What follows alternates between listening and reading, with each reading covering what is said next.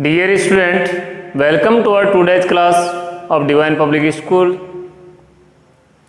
आज हम question number 2 exercise 1.3 का क्वेश्चन नंबर 2 पढ़ने जा रहे हैं। ये क्वेश्चन जहाँ तक मेरा मानना है मैंने एग्जाम पर सोल्व करा दिया था आपको, उससे रिलेटेड क्वेश्चन है, ये आपने सोल्व कर लिया होगा। अगर इसमें आपको कुछ डाउट आया हो तो वो ढंग से क्लियर करने के लिए इस क्वेश्चन को मैं सोल्व करा रहा हूँ और ध्यान से समझें। अपन को इंसर्ट 5 रेशनल नंबर बिटवीन, इन दोनों के बीच में 5 रेशनल नंबर अपन को फाइंड करना है। रेशनल नंबर फाइंड करने के लिए मैंने सबसे पहले आपके सामने एक चीज़ रखी थी कि अगर दोनों के डिनोमीटर सेम नहीं है तो सबसे पहले हम डिनोमीटर को सेम करेंगे।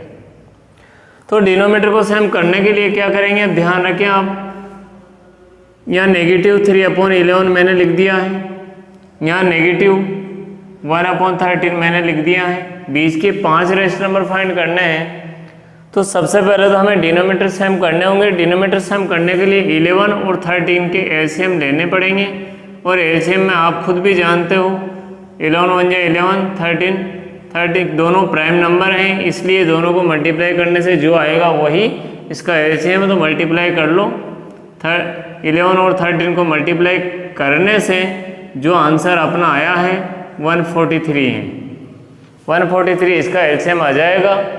अब ये ध्यान रखें, एलसीएम ले लिया अपन ने 143, ये मैंने डायरेक्ट मल्टीप्लाई किया है। आप 11 और 13 को मल्टीप्लाई करोगे तो भी ये आंसर आएगा। आप ध्यान से रखें, 11 इसको 13 से मल्टीप्लाई कर दीजिए ताकि 143 आ जाएंगे, और इधर से -1/13 को 11 से मल्टीप्लाई करने से 143 आ जाएंगे।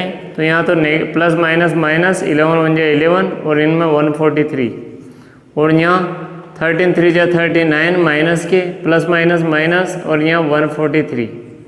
तो ये ध्यान रखें आप, 3/11 से जो संख्या आई है उसके नीचे लिख दें -39/143, और इससे जो संख्या आई है वो यहाँ लिख दें -11/143। अब आपको ये क्लियर हो चुका होगा कि दोनों के डिनोमीटर सेम हो चुके हैं। अब दोनों के डिनोमीटर सेम हो जाने के बाद में अब अपन को आगे सिर्फ इतना सा ध्यान रखना है कि इसमें दोनों के बीच में 5 रेशनल नंबर फाइंड कराएं तो वो है या नहीं है। अगर नहीं है तो हम आगे मल्टीप्लाई करके इस रेशनल नंबर को फाइंड करेंगे, लेकिन इसके अंदर बहुत सारे रेशनल नंबर हैं।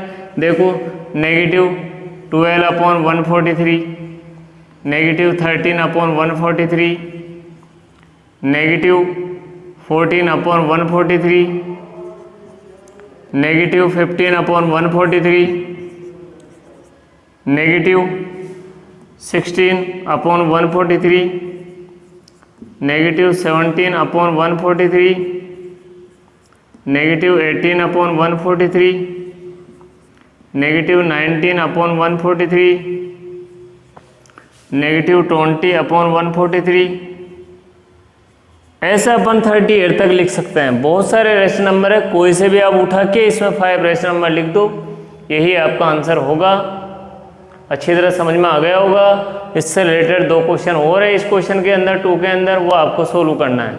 इसके बाद हम क्वेश्चन नंबर 3 लेते हैं। इंसर्ट 6 रेशनल नंबर बिटवीन, इन दोनों के बीच में आपको 6 रेशनल नंबर फाइंड करना है।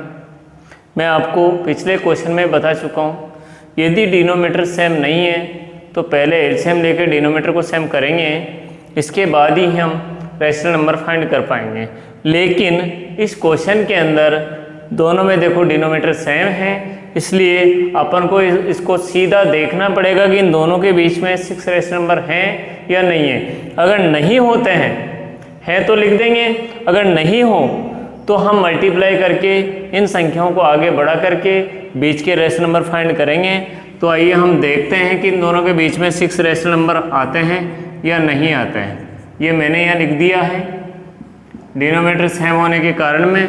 इसके बाद में 6/13 लिखूँगा, दोनों के बीच की 5/13 लिखूँगा, 4/13 लिखूँगा, 3/13 यहाँ लिख दिया मैंने, 2/13 लिखूँगा, 1/13 लिखूँगा, 0, -1/13, -2/13, -3/13। इनके कोई फिक्स आंसर नहीं होते हैं। इनमें से कोई से भी 6 रेशनल नंबर, इसको छोड़ना है, इसको नहीं लिखना है, इसको छोड़ना है, इसको नहीं लिखना है। इनके बीच में जितने भी रेशनल नंबर आए हैं उनमें से हम कोई से भी 6 रेशनल नंबर इस क्वेश्चन के आंसर में हम लिख सकते हैं। समझ में आ गया होगा ये आपको। अगर किसी को मान लो डाउट है कि सर ये तो पीछे आंसर आ ही नहीं रहे हैं, पीछे के आंसर से कोई ताल्लुक नहीं है इस क्वेश्चन का। इनमें से कोई से भी आपने मान लो किसी बच्चे ने मान लो इधर के 6 लिखे, किसी बच्चे ने इधर के 6 से, दोनों राइट माने जाएंगे। Thank you. इसके बाद हम क्वेश्चन नंबर 4 लेंगे, जो कि मैं पिछले क्वेश्चन में आपको बता चुका हूँ कि डिनोमिनेटर सेम होने के बावजूद भी हम अंदर से देखते हैं कि इनके बीच में रेशनल नंबर हैं या नहीं है। तो अब देखिए इस क्वेश्चन में डिनोमिनेटर इसमें भी सेम है, वही बीच के 10 रेशनल नंबर आपको फाइंड करने हैं जो इन दोनों के बीच में आते हैं वही। अब इसको देखते हैं हम। उस क्वेश्चन में तो अब हमने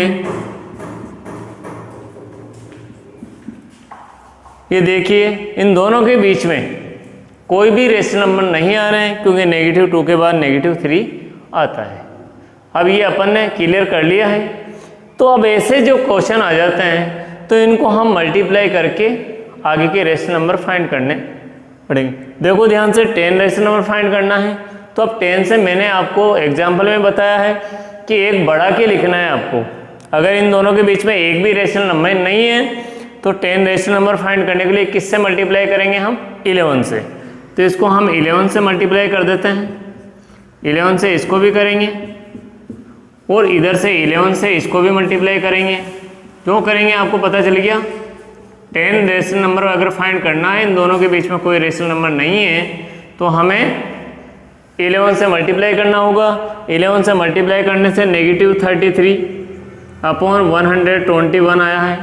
इधर से -22 अपॉन 121 आया है। अब करना क्या अपन को, इन दोनों के बीच में 10 रेशनल नंबर लिखना है। देखिए -32 अपॉन 21, -31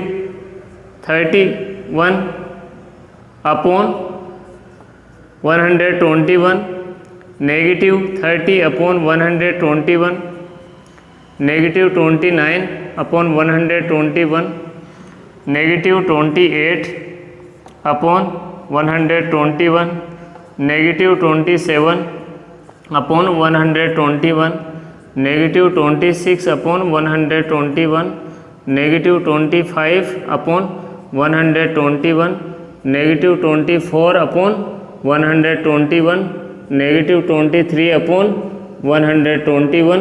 अब देखिए काउंटिंग करके देखिए, इधर की तो ये थी, इसको नहीं काउंट करना है। इधर ये थी, इसको काउंट नहीं करना है, इसको काउंट नहीं करना है। 1 2 3 4 5 6 7 8 9 10, ये 10 रेशनल नंबर अपने आंसर में आ चुके हैं।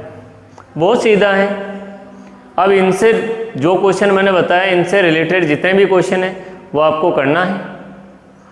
आज के लिए इतना ही काफ़ी है। Thank you, very nice day.